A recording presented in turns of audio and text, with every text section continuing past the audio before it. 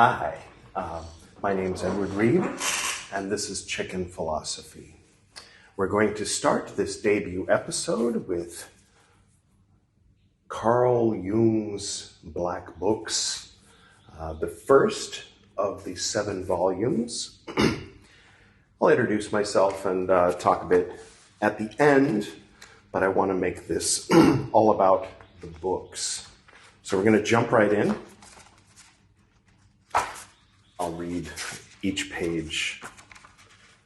C.G. Jung, The Black Books, 1913 through 1932.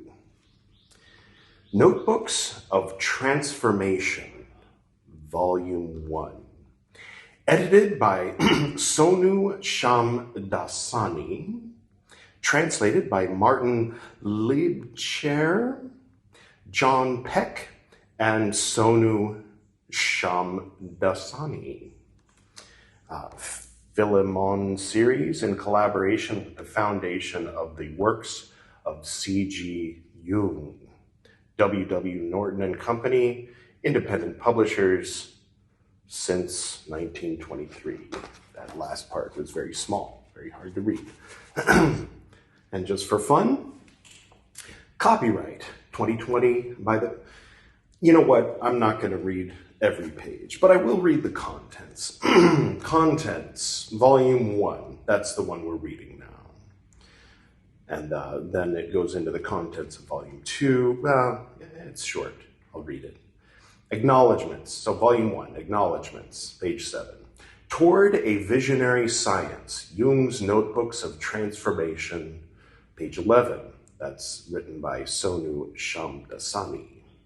Editorial note, page 113. So I get the feeling that we're going to be reading a lot of Sonu Shamdasani today, since that starts at page 11 and the next section is on page 113. So we know what to look forward to for the first 3 or 4 episodes. I'm going to try to make these about half hour per episode. Yeah, episode. We'll call them episodes. Why not? We're making the rules, right? Translating Jung's Runes, 115. That's written by Martin Liebscher, John Peck, and Sonu Shamdasani. Abbreviations, 121. Appendix, 122. Index, 162. Okay, so that's Volume 1. That's what we're going to read. Seems like none of Volume 1 is written by Carl Jung. It's all written by other folks about the Black Books. Sorry about the noise there. Volume 2 is when we actually get into his journals, basically. It's his old journals leading up to eventually the Red Book here. So my plan is to read all of these books and then eventually the Red Book. And then after that to read this, and then well, we'll see where it goes from there. Quick note, the name of this channel, Chicken Philosophy, is a nod to my buddy Robbie over at Gonzo Theology, since I think people, at least people of my generation and a bit older, will all recall that Gonzo was often seen affectionately with a chicken. Now, obviously, that's not the use of the word gonzo that my brother Robbie is using to play on words. All right, so there you have it. Check out his channel. I'll point to it so you can check that out later after you hear my channel. He reads, so I'm imitating what he does on this channel. Volume 2, Book 2, right. Where was Book 1? I don't know. All right, good enough. November 12 through December 29, 1913. So if I understand correctly, he's like working with patients and making notes, and some of the illustrations, I think there's illustrations, are those of his patients. So then Book 3 is Volume 3, Book 3, November 30, 1913 through January 14, 1914. So he was doing a lot of work in a short amount of time. Volume 4, Book 4, January 14 through March 9, 1914. Volume 5 is Book 5, March 13, 1914 through January 30th of 1916. Volume 6 is Book 6, January 30, 1916 to March 21, 1917. Volume 7 is Book 7, May 21, 1917 to November 15th of 1932. So now we're moving on to acknowledgements. The Philemon Foundation thanks all its donors, in particular, former President Judith Harris. I'm assuming she's the former president of the Philemon Foundation because I don't recall a president of the United States by that name. Anyway, for making this edition possible. As co-president of the foundation, called it from 2009 and president since 2012, she enabled and sustained the project. I thank her and Tony Wolfson. I'm starting to have second thoughts about reading the acknowledgements. You know? Okay. I'll just skip the, I'm sure all these are lovely people and very important and we should all know their names. It's like the credits at the end of a movie, but I'm not going to expect you to sit through the credits at the end of a movie, at the beginning of the movie, unless we're going to do some subtitles about Swedish moose. Monty Python. Anyway, this project had I'm skipping it. This project had a long gestation before formally starting. In the summer of 2000, I started studying Jung's Black Books in the context of editing the Red Book. That's the Red Book. Liber Novus, meaning new book. I reiterate my thanks to those acknowledged there, for that formed the prerequisite for the commencement of this edition. The Black Books and Liber Novus are two parts of an interconnected, unpublished manuscript corpus. I mean, they're published now. Maybe at the time he was, never mind. Okay. And publication of the Black Books marks the completion of work begun then. What do we do now? That was in quotes. The what do we do now? Jim Mayers asked me in the autumn of 2009 on the publication of Liber Novus. I suggested the Black Books, then on public display for the first time in the Rubin Museum in New York. The Philemon Foundation took on the project. I thank the then board of the Philemon Foundation co-presidents Nancy Ferlotti and Judith Harris, Tom Charlesworth, Gilda France, and a long list of other names that we're going to skip past. On examining the Black Books in 2010, Jim Mayers sketched an illustration of how he envisaged this edition in his inimitable way, right? And he is surely missed. Apparently, he passed away. Blessings to his spirit. Right. I thank his colleagues at W.W. Norton, in particular names. The edition has been finally designed, laid out, and typeset by Laura Lindgren. Once more, it has been a pleasure and instructive privilege to continue a collaboration that began with C.G. Jung, a biography in books, and has advanced through the Red Book, a reader's edition, and Lament of the Dead. I thank Janet Byrne for her meticulous copy editing and Charles Newman for his fine indexing. I thank the foundation. Okay, all right. Is there anything else that's interesting besides thanks? I mean, I also thank everybody involved in creating this book. I am not going to spend any more time, however, reading these thanks. I hope that's okay with you. Comment below. Next section, Toward a Visionary Science, Jung's Notebooks of Transformation, by Sonu Shamdasani, who seems to be the primary person who is responsible for the publication of these books. So thank you, Sonu. Prelude. In 1935, Jung said, it's a train, it's kind of quaint noise pollution, better than like honking and shouting. Anyway, in 1935, Jung said, quote, "A point exists at about the 35th year when things begin to change. It is the first moment of the shadow side of life, of the going down to death. It is clear that Dante found this point, and those who have read Zarathustra will know that Nietzsche also discovered it. When this turning point comes, people meet it in several ways. Some turn away from it, others plunge into it, and something important happens to yet others from the outside. If we do not see a thing, fate does it to us." End quote.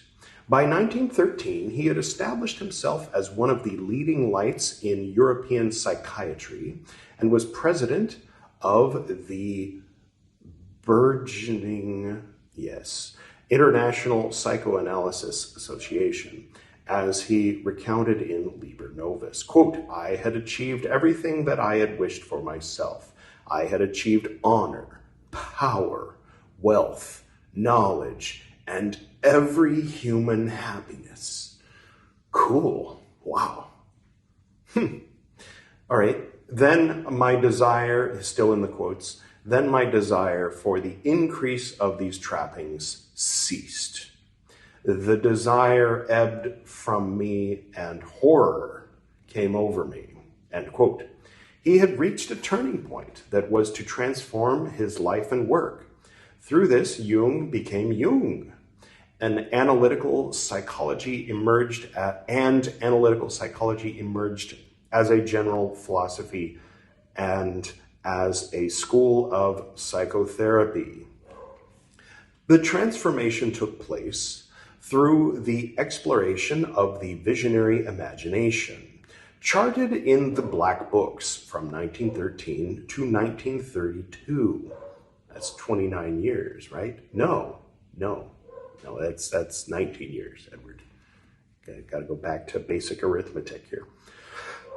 Excuse me. These are not personal diaries, but the records of a unique self-experimentation that Jung called his, quote, confrontation with his soul, end quote, and his, quote, confrontation with the unconscious, end quote.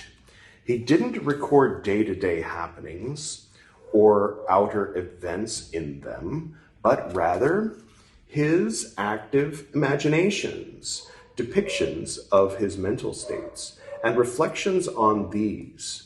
From the fantasies therein, between 1913 and 1916, he composed the draft of Liber Novus, the Red Book, which he then transcribed in a calligraphy, handwriting volume, illustrated with paintings. The paintings from 1916 onward in the Red Book relate to Jung's continued explorations in the later Black Books. Liber Novus and the Black Books are thus closely intertwined. The Black Books cover the period before, during, and after Liber Novus. Liber Novus was born from the Black Books. Those familiar with alchemy might go, Black Books, Red Books, where's the White Books? Right? It includes Jung's meditation on his fantasies between 1913 and 1916 and his understanding of the significance of his experiences up to that point. In Jung's view, his undertaking pertained not just to himself, but to others as well. He had come to view his fantasies as stemming from a general mythopoetic layer of the psyche, which he named the collective unconscious. Some people's minds are being blown right now. He coined that phrase? Yes, he did. Right. From the notebooks of a self-experimentation, a psychological work in a literary and theogonic form was created. Jung's continued exploration of the visionary imagination in the Black Books from 1916 chart his evolving understanding and demonstrate how he sought to develop and extend the insights he had gained and embody them in life. At the same time, they enable his paintings from 1916 onward to be understood in the context of evolution of the iconography of his personal cosmology. Given the intersection of the Black Books and Liber Novas, particularly between 1913 and 1916, the introduction of necessity reprises in a reworked and expanded form sections, from the introduction to Liber Novas now taken up from a different angle, as both works arise from one context and shared chronology. The introduction at hand focuses more on the unfolding of Jung's visionary self-experimentation and provides a fuller contextualization of the later period, or latter period, if you're into that pronunciation, 1916 to 1932. Similarly, a share of the notes from the 2009 Norton edition of Liber Novas have been carried over in the first part of this edition. In the early 20th century, it was not uncommon for a work to be expanded and recast through several editions. A number of Jung's pivotal publications, such as The Psychology of the Unconscious Processes, are prime examples of this. This introduction is part of that genre. I'm going to stop there for today. I'll be reading more at a time in episodes moving forward, but since this is the first episode, I wanted to spend a little bit of time saying hello and letting you know what is going on. My name's, as I mentioned, Edward Reeb. This is not my first channel. If you're interested, you can visit edwardreeb.com, and it looks like this, and there you can see all of the various things that I've got going on or have been, doing as far as content creation. Very sort of sterile, dehumanizing phrase for doing things or, expressing things and whatnot. As you can see behind me, I have a lot of books. This is not because I am an avid reader. It is because I aspire to be an avid reader. I was the sort of kid growing up in the 80s who was more interested in his Atari, later Nintendo, than he was in his homework. And so, as mentioned in that introduction, when I turned 35, before I was 36, I started the Esoteric Nerd podcast and a few other things, a few other projects. You have to put 17 seconds in between those links that go up there. So I'm talking right now to fill time before I point again. This is my you could say main page, Edward Reeb. I'll just say that's my main page for now, where you'll find my travels. I am currently speaking to you from India, where I live with my wife, who is Indian, and I am what they call an overseas citizen of India, which means I'm married to an Indian citizen and I reside in India. There's other different cases where people have the OCI and live outside of India, but I won't go into that because that's not what this is about. Other channels you might be interested in, Gwydion's Astral Coffee House. That one is strange, but it's also the umbrella that, it's also my oldest, my original YouTube channel. I think I started a channel called Gwydion's Astral Coffee House in 2006, and then I deleted it from existence in 2008, or 2007, and then I started another one with the same name in 2008. So if you look at the you know, this has been a channel since 2008, but really it's been a channel since 2006. In 2006, I made some 300 experimental artistic videos, some of which you can find on Gwydion's Astral Coffee House, and some of which you can find in the form of me watching them and commenting on them last year. So it's a playlist called Gwydion 2022 reacts to Gwydion 2006, you know, stuff like that. Anyway, if you're interested in all that stuff, it's all there. You can go find it. And this is my first channel that is going to be filmed vertically. And honestly, that was just because of the shape of the bookshelf behind me. I wanted to format it this way. And okay, why this? Why Carl Jung? Okay, well, to start, both my parents passed away when I was a teenager back in the 90s. And they were both admirers of Jung's work. My mom told me a story one time about how my grandfather was going through Jungian psychoanalysis back in like the 30s or something, or maybe the 40s. I want to say the 30s, because the 40s he was busy making airplanes for the war and then starting his business, so it was probably the 30s, when Jung was still with us and you know, still kind of active, and it was all very new and experimental. And the person that my grandpa was working with was helping him analyze his dreams. And one time my grandfather had a dream. This is my grandfather, Edward, after whom I'm named. Here's a picture of him. He was a scientist. Anyway, among other things, he had a dream that he was given a little animal that, based on the description, sounds like a tribble from Star Trek.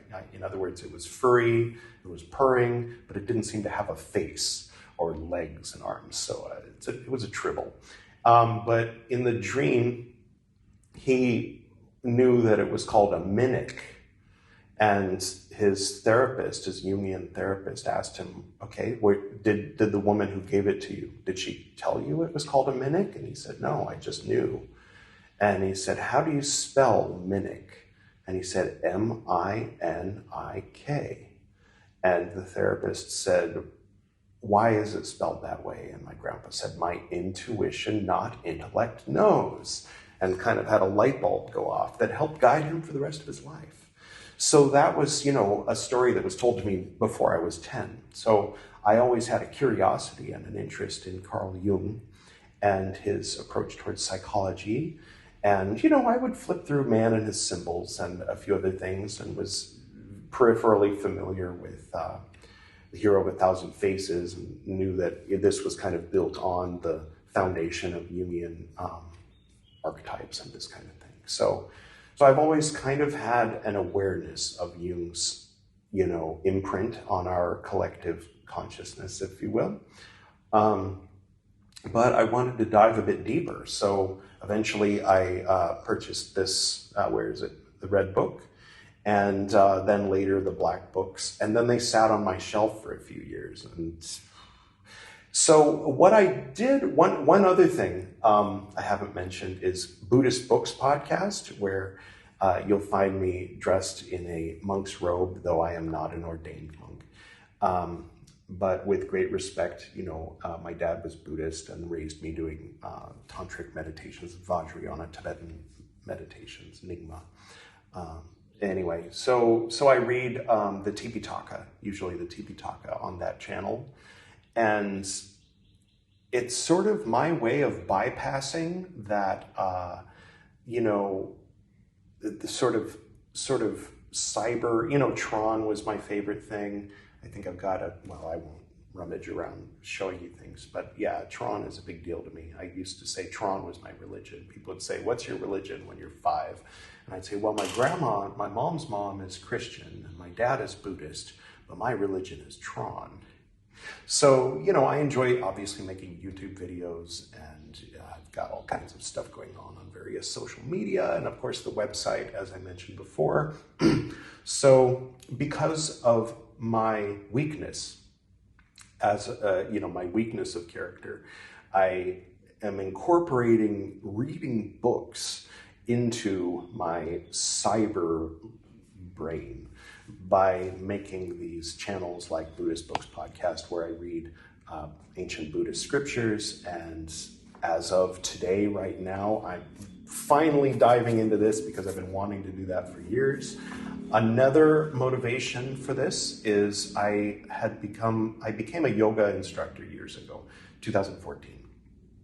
And from what I was able to piece together and kind of understand, I was able to ascertain that this book here, The Serpent Power, I think that's called, by Arthur Avalon, which of course is a pseudonym, was published, and it was an English translation of one particular, I want to say Veda?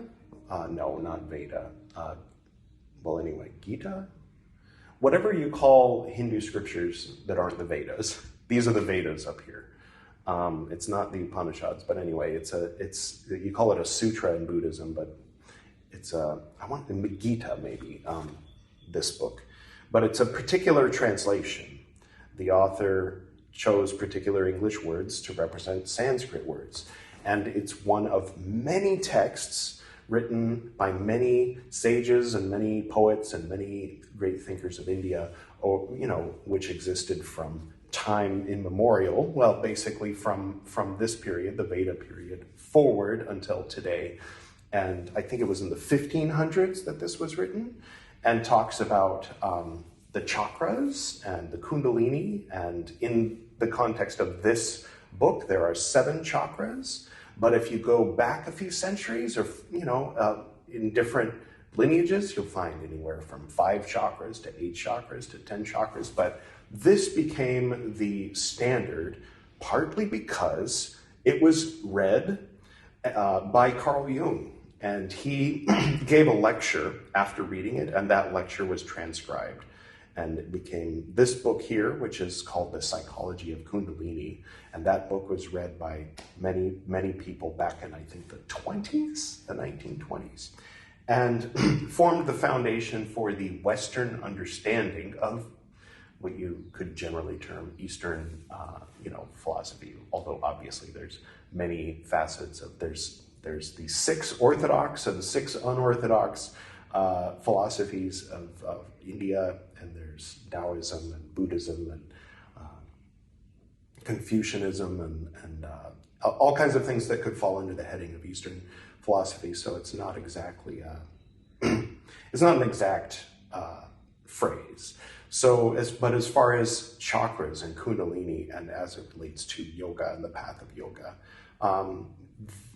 Carl Jung's reading of this book and writing this book, not really writing it, but giving the lecture that became this book, became that foundation for everything that's taken for granted and as fact and dogma by every yoga teacher you've ever met in, West LA or wherever. So I wanted to be able to articulate, on account of the fact that my dad and I practiced when I was growing up, and as I mentioned, he passed away, so I lack that information source. He spent his whole life learning many things, and I didn't ask all the questions I should have asked before he passed away when I was 15. And so since then, one major motivation of mine is to learn all the stuff I might have learned if I had paid more attention when he was still with us. And so I don't know if this is clear as mud now. This is all unrelated to this. I'm just letting you know where I'm coming from with it. One of my goals, is to read the black books, and then the red book, and then this red book, and then this commentary, to have a clear picture of exactly what this one individual, Carl Jung, brought to the Western understanding of yoga, modern yoga, in the sense that it's post-tantra. If you go back to the Yoga Sutras, that's pre-tantra. So there's a difference between what you'll read in Patanjali's Yoga Sutras versus what you'll hear from your average yoga teacher who's dove into it and sort of accepted it as their religion, for better or worse. And one of my motivations for moving to India, you know, before she and I met, was to get a clearer picture of what yoga actually is, and, you know, to kind of get to know other scriptures besides this one. But first I want to get to know this one. I want to get a clear picture of Jung and in particular his influence on all of that, and then move beyond that, so that maybe one day when I'm old and gray, I will be able to speak with some authority about the difference between, you know, authentic yoga versus westernized yoga. That's where I'm coming from. That's who I am. I'm coming from a place, hopefully, of humility, in that I don't consider myself an expert, which is why I'm reading great books to become maybe an expert later. However, I must acknowledge that my speech patterns are modeled after my dad's, which isn't really my fault. That was done to me before I had a choice in the matter. And he was a bit of an arrogant ass, and you know, I lovingly say that. He was a large man, literally and figuratively. He had a large presence, a sort of booming presence, and he was a college professor for almost 30 years, from 1966 until he passed away in 1993. So he spoke as if he were correcting his students, even if you were his wife or his son or his friend. And so, you know, I try to work with that handicap. But I apologize in advance if I come off as a know-it-all. It's not my intention. I fully acknowledge my ignorance in all things. And I hope that you enjoy this channel, and I will refrain from babbling on and on about things unrelated to the reading material, beginning with episode 2 of Chicken Philosophy.